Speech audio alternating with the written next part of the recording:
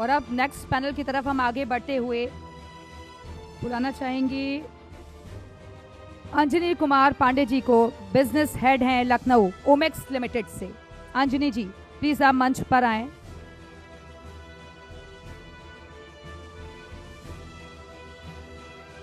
हमारे अगले आज के मेहमान हैं पीओसीटी ग्रुप से सौरभ गर्ग जी, चेयरमैन हैं। सौरभ जी प्लीज आप भी मंच पर आएं। और मेरे सहयोगी कुंदन से मैं रिक्वेस्ट करूंगी कि कुंदन आप स्टेज पर आएं और हम अगले पैनल की तरफ आगे बढ़ रहे हैं।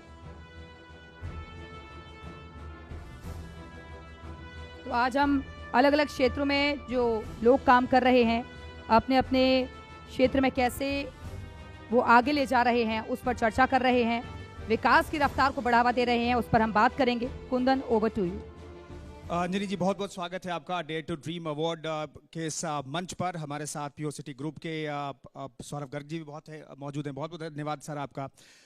अंजनी जी आप ऐसे सेक्टर से आते हैं जो ड्रीम से जुड़ा, आवाज जाएगी, आवाज है, हाँ, जो ड्रीम से जुड़ा हुआ है। और डेयर टू ड्रीम, आप जिस सेक्टर से आते हैं उसमें एक फ्लैट हो जाए वो डेयर है आज के वक्त पे। तो इस को आसान किस तरीके से बना रहे हैं आप लोग? देखिए ओमेक्स ग्रुप जो है उसका जो लोगो है वो टर्निंग ड्रीम्स इनटू रियलिटी है। सो हमारे पास, जो कि आपको पता है कि ओमेक्स आज का नहीं 1987 का ब्रांड है और 40 साल से ओमेक्स रियल एस्टेट में काम कर रहा है। हमारे पास हर वर्ग के लिए कोई ना कोई ऑप्शन होता है। तो ऐसा नहीं कि आप डेयर नहीं कर सकते हैं, आप डेयर कर भी सकते हैं और आप हमारे यहाँ अपने पसंद का फ्लैट ले भी सकते हैं। लेकिन मार्केट में तो बहुत सारे ब्रांड है ना, तो ओमेक्स पर ही लोग क्यों जाएं? और आपने इसकी ब्रांड वैल्यू कैसे बनाई है? ब्रांड वैल्यू इसी बात से मालूम चलती है कि हमें काम करते हुए भी अमूमन 38 साल हो गए हैं। आप सोशल मीडिया के ज़माने में आप, जबकि पब्लिक स्क्रूटनी बहुत ज़्यादा है, आप क्या काम कर रहे हैं, कैसा परफॉर्म कर रहे हैं, कैसा आपका बिल्डिंग है, तो पब्लिक स्क्रूटनी ज़्यादा है तो आपकी अगर ब्रांड में कहीं कुछ कमी है तो वो एक्सपोज हो जाती है। तो अगर आप ओमेक्स को देखें तो ओमेक्स पिछले 37 सालों से हाई एंड टाउनशिप्स बना रहा है और जो पब्लिक का ट्रस्ट है, जो पब्लिक का विश्वास है, वो हमेशा ओमेक्स के ऊपर कायम है।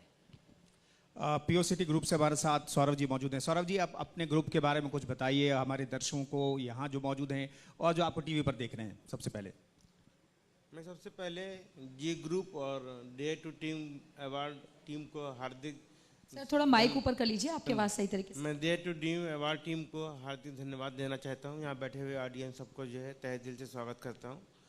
मैं सौरभ गर्ग में पहले जो है कंपनी में सर्विस करता था और मैंने भी डेयर किया ड्रीम करने का जो है, और मैंने देखा कि सरकारी अस्पतालों में पेशेंट की आउटफ्लो बहुत है लेकिन रनिंग एंड फंक्शनिंग अप्रोच नहीं है। जैसा मैडम ने बताया कि अभी एग्जाम्पल दिया, 3 बार गए और जो है अलग अलग तरह से हुआ और बहुत सी गैप्स हैं वहाँ पर। जैसे मैंने डायग्नोस्टिक का क्षेत्र पकड़ा तो आप डायग्नोस्टिक में देखेंगे सरकार स्पेंड तो बहुत करती है, बहुत पैसा देती है मेडिकल इक्विपमेंट के परचेज के लिए, इंफ्रास्ट्रक्चर के लिए, लेकिन वहाँ पे जो रनिंग एंड फंक्शनिंग अप्रोच है उसके बीच में बहुत गैप है। होता है क्या है, जो खरीदने वाला वो हिसाब से खरीदता है कि हमारा मिनिमम प्राइस आ जाए।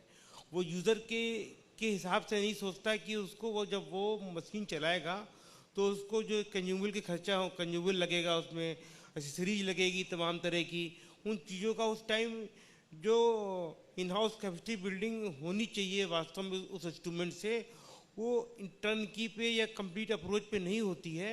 जो सरकार का जो एक्सपेंस होता है वो जनता तक नहीं पहुंच पाता था। तो ये बहुत बड़ा गैप था। परचेजर परचेज करता था, यूज़र यूज़ करता था, उन दोनों के बीच में एक ब्रिज था, वो कंप्लीट नहीं हो पा रहा था। तो उसके लिए हमने एक इन हाउस कैपेसिटी बिल्डिंग का मॉडल लिया। ये गोरखपुर से शुरुआत की थी 2009 में। वहाँ डॉक्टर के.पी. कुशवाहा थे, बहुत ऑनेस्ट प्रिंसिपल थे और वो चाहते थे जनता को, उस टाइम इम्यूनिटी बहुत कम थी बच्चों की, चूहे जैसे बच्चे पैदा होते थे, जापानी इंफ्राइटिस था, बहुत ज़्यादा बीमारियाँ थी। तो वहाँ पे सबसे पहले उन्होंने कहा कि ये जो जांचें होती हैं 5-5, 6-6 हज़ार रुपये की, लोगों के खेत खलियान बिक जाते हैं, गरीबी बहुत है, कुछ ऐसा करिए कर साहब कि यहाँ पे इन हाउस जाँचें होने लगे और लोगों को जितनी ज़रूरी है वही जाँचें हों, गैर जरूरी जाँचें ना हो। क्योंकि क्या होता है, डॉक्टर लोग लिखते हैं तो लंबा सा पर्चा पूरा बना देते हैं और जो अपना आपको कहने की ज़रूरत नहीं, आप लोग समझदार हैं, वो सिस्टम चलता है। तो वो सिस्टम को ब्रेक करना था, तो सिस्टम को ब्रेक करने के लिए इन हाउस कैपेसिटी बिल्डिंग कर दी। सौरभ जी आप भी उस सिस्टम का हिस्सा हैं? नहीं, हम ऐसा नहीं है। हम चूँकि कॉलेज में जो इनकी लैब चल रही है उनकी लैब जो चल रही है, उनके टेक्नीशियनों को ट्रेनिंग देना, जो इनका इंफ्रास्ट्रक्चर है वो मजबूत करना। आज पहले गोरखपुर में मुश्किल से मेडिकल कॉलेज में 100 जांचें होती थी। आज आपको बड़ा गर्व होगा कि यूपी के सारे मेडिकल कॉलेज के डायग्नोस्टिक सेंटर NABL हैं। ये क्वालिटी काउंसिल ऑफ इंडिया ये NABL सर्टिफिकेट देता है, जिसकी रिपोर्ट 80 कंट्री में मान्य होती है। लोग कहते थे कहाँ सरकारी अस्पताल में जाँच करा ला, ये तो फर्जी जाँच है। अब वो लोगों देख के कोई नहीं कह सकता कि फर्जी जाँच है, वहाँ पे क्वालिटी कंट्रोल लगता है। और आपको मैं सब लोग को कहना भी चाहता हूँ कि आज सारे जिला अस्पतालों में फ्री आप जैसे सर ने भी कहा कि 15,000 में वो ऑपरेशन हो जाता है गॉल ब्लैडर का, तो डायग्नोस्टिक जांचें जो है यहाँ पे फ्री में हो जाती हैं सारे जिला अस्पतालों में, CSC पे और सब जगह। सिविल में आप चले जाओ, बलरामपुर में चले जाओ, जो बाजार में 5-6 हज़ार की जाँचें होंगी, वहाँ पे उससे कम क्वालिटी की जाँचें यहाँ पर भी फ्री में ही हो जाएंगी आपकी। सौरभ जी, लेकिन POCT की फुल फॉर्म क्या है और आपने यही नाम क्यों रखा? बेसिक फुल फॉर्म इसका पॉइंट ऑफ केयर टेस्टिंग है, क्योंकि ये मैंने शुरुआत में ही समझ लिया था जब मैंने 2008 में ही हिम्मत करी थी कंपनी खोलने की। तो आने वाला टाइम ये होगा वो पॉइंट ऑफ केयर का होगा, मतलब पेशेंट को फोकस में रखा जाएगा, उसी हिसाब से टेस्टिंग की जाएगी। तो ये नाम आज की डेट में पॉइंट ऑफ केयर डिवाइसेस का है। इसका मैंने शुरुआत में पेटेंट ले लिया था नाम का जो है। अंजनी जी, ओमेक्स लिमिटेड जो कंपनी ओमेक्स एक भरोसे का नाम है। इस भरोसा को कायम करना और बनाए रखना, एक तो भरोसा जीतना पहली चुनौती होती है और उससे बड़ी चुनौती कहा जाता है कि उस भरोसे को कायम रखना, वो भी करीब 4 दशक तक। ये कैसे आपकी कंपनी ने मेंटेन किया?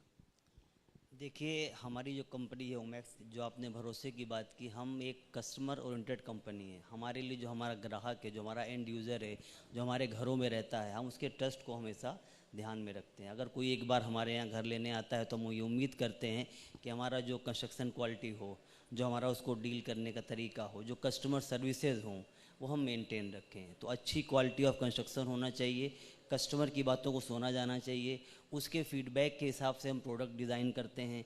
और आज के मॉडर्न टाइम में जो एमिनिटीज़ एक कस्टमर एक्सपेक्ट करता है, उसको हम उसको प्रोवाइड करते हैं। तो लेकिन बिल्डिंग जब हम लेते हैं या फिर मतलब अपार्टमेंट देखते हैं तो उसमें बहुत सारी क्वालिटीज़ देखते हैं कि उसका इंटीरियर भी अच्छा होना चाहिए, एक्सटीरियर भी अच्छा होना चाहिए, हरियाली होनी चाहिए। वो सब आप क्या क्या फैसिलिटीज़ प्रोवाइड करते हैं ग्राहकों को?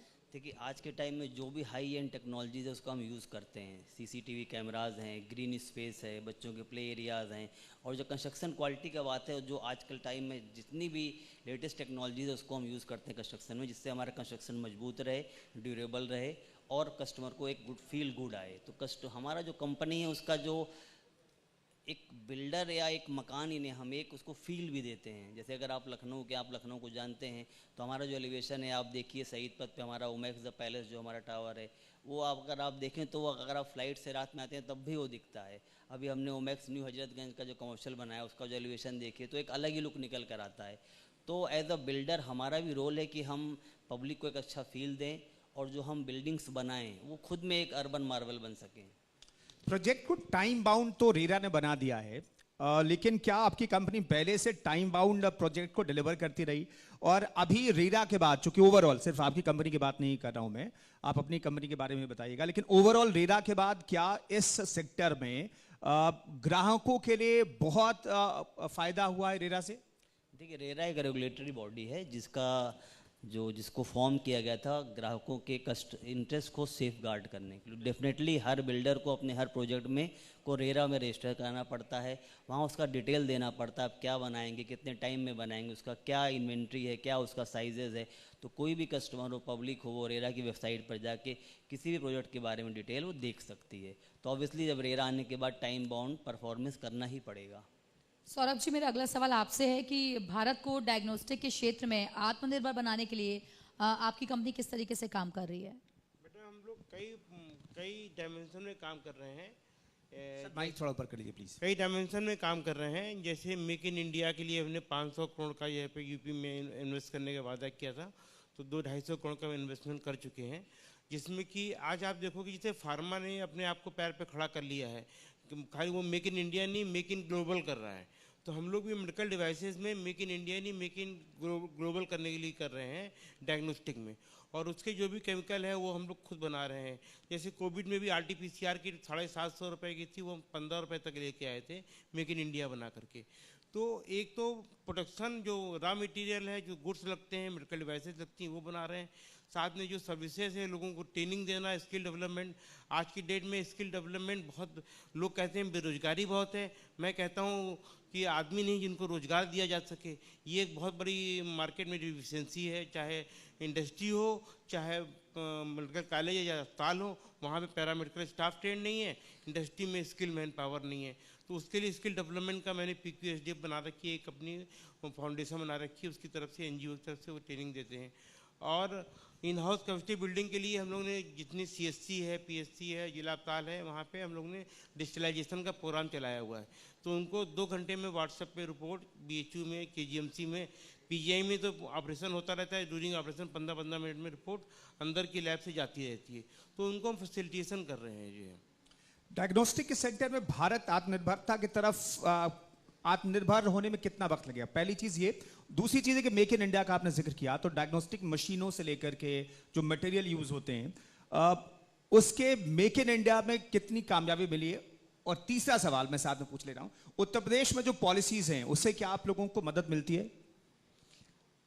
हाँ, पहला तो जो आपने बताया कि मेक इन इंडिया है ना, ये बहुत इम्पॉर्टेंट प्रोग्राम है। जैसे कोविड में देखा, मेक इन इंडिया नहीं था, मॉलिक्यूलर बायोलॉजी नया सब्जेक्ट था, हम लोग एंटीजन किट नहीं बनाते थे, तो उसकी वजह से हम लोग टेस्टिंग नहीं कर पा रहे थे। हमने मेडिकल डिवाइसेस की वजह से बहुत कुछ खोया, बहुत आदमियों को ऑक्सीजन नहीं थी हमारे पास में, तो ऑक्सीजन कंसंट्रेटर बनाया मैंने। मेडिकल डिवाइसेस आज भी नहीं बन रही हैं इंडिया में, जिस हिसाब से फार्मा डिवीज़न ग्रो कर रहा है। मेडिकल डिवाइसेस में हम बहुत पीछे हैं, अभी हमको बहुत लंबा सफ़र तय करना है। आज भी हम चाइना पे निर्भरता बहुत है हमारी, वहीं से हम बना के असेंबल करते हैं।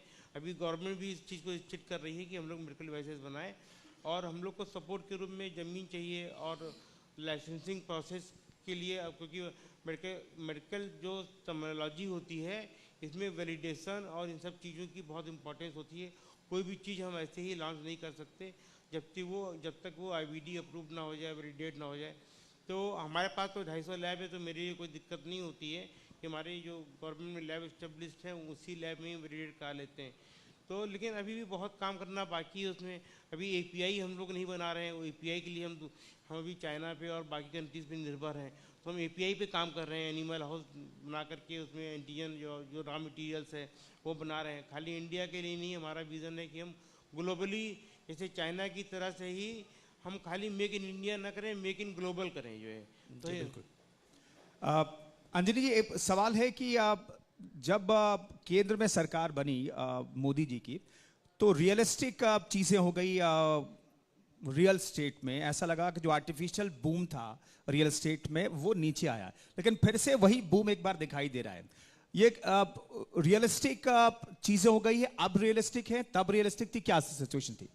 देखिए, जैसे आपको पता है कि अब भारत चौथी सबसे बड़ी इकनॉमी है, तो जब चौथी सबसे बड़ी इकनॉमी, इसका मतलब भारत एक ग्रोइंग कंट्री है, और जो पब्लिक की परचेजिंग पावर है वो बढ़ रही है, और जो आज की जनरेशन है काफ़ी एस्पिरेशनल भी है।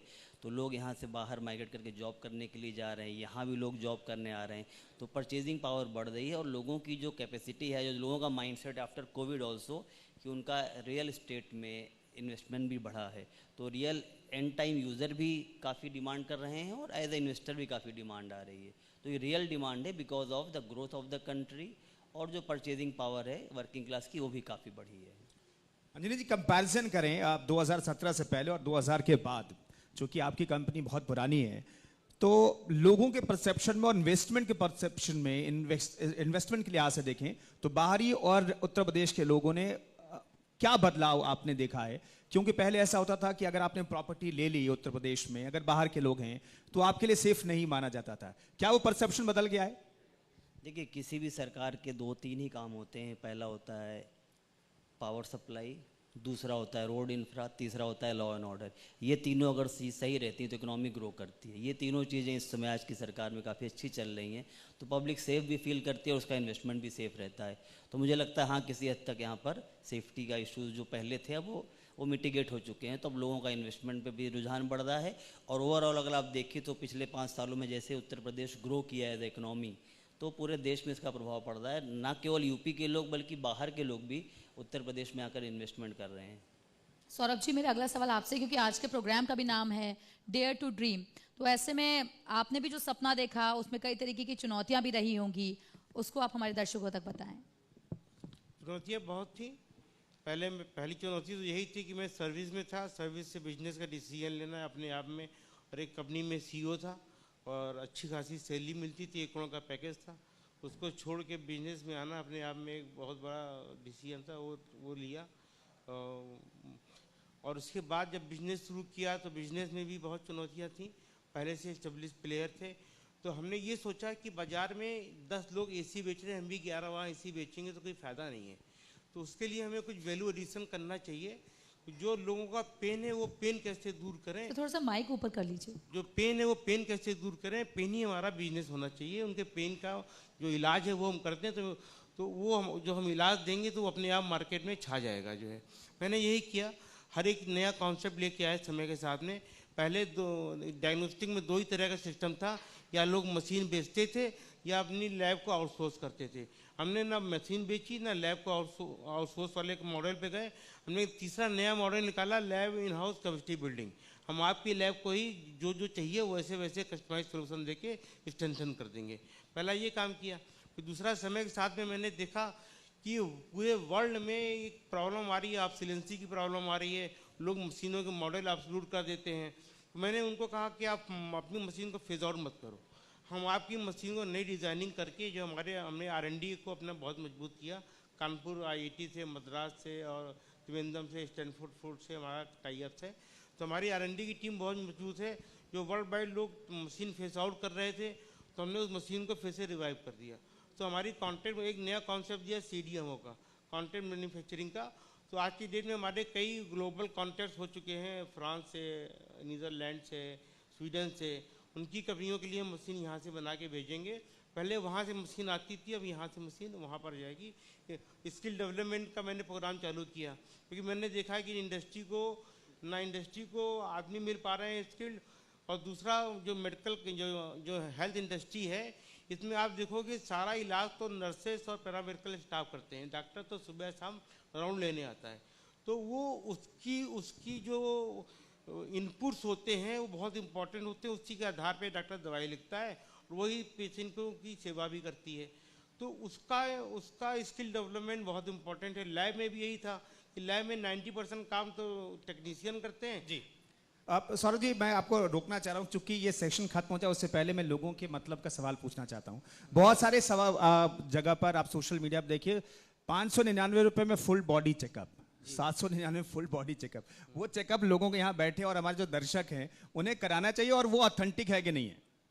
ये ऑथेंटिक तो है, वो है ना, ऐसा नहीं है, मैं कहूँगा ऑथेंटिक नहीं है। लेकिन मैं ये कहूँगा उससे अच्छा है कि जिला अस्पताल में हम तो ये प्रचार नहीं करती सरकार, हम तो कहते हैं 0 रुपए में फुल बॉडी चेकअप। 0 रुपए में खाली आपको टाइम देना है 1 घंटे का, आप जिला अस्पताल जाइए। हर आदमी को साल में एक बार अपना, आज की डेट में जो non communicable disease life style की वजह से शुगर, BP और लिपिड, LFT, KFT, जो बॉडी के वाइटल ऑर्गन्स हैं वो बिगड़ रहे हैं, तो उनका आप जाके सरकारी अस्पतालों में आप चेकअप कराइए। वहाँ कोई पैसा पड़ता नहीं और NABL लैब है और फ्री में जांचें कर रहे हैं वो लोग, क्योंकि वो प्रचार नहीं करते इसलिए वो जाते नहीं। और इन लोग के पास में डिजिटल मीडिया की ताकत है, तो ये 599 रुपये का प्रचार घर घर पहुँच जाता है। उनकी सरकारी अस्पतालों के पास ताकत नहीं है, वो पहुँचता नहीं है। जबकि सरकार की ये स्कीम है कि हर आदमी का साल में एक बार चेकअप होना चाहिए, हर आदमी जाए चेकअप कराए और फ्री में कराए। ये बहुत अच्छी जानकारी। अंजनी जी, एक आखिरी सवाल आपसे, नए प्रोजेक्ट के बारे में, चूंकि इस मंच पर आपको लाखों लोग देख रहे हैं, तो मैं जानना चाहता हूँ नए प्रोजेक्ट्स के बारे में आप अपनी कंपनी के बता दीजिए, ताकि लोग जो इन्वेस्टमेंट करने के लिए सोच रहे हैं, बैठे हैं, पैसे उनके पास है, इन्वेस्टमेंट करना चाहते हैं, उनको एक सही मैसेज चला जाए। देखिए, उत्तर प्रदेश में हमारी कई हाई एंड टाउनशिप्स आ रही हैं, जो लखनऊ में है, अयोध्या में है, प्रयागराज में है, गोरखपुर में है, मथुरा में है, गाजियाबाद में है। तो गाजियाबाद से लेकर गोरखपुर तक हमारे हर शहर में, बड़े बड़े शहरों में प्रोजेक्ट आ रहे हैं।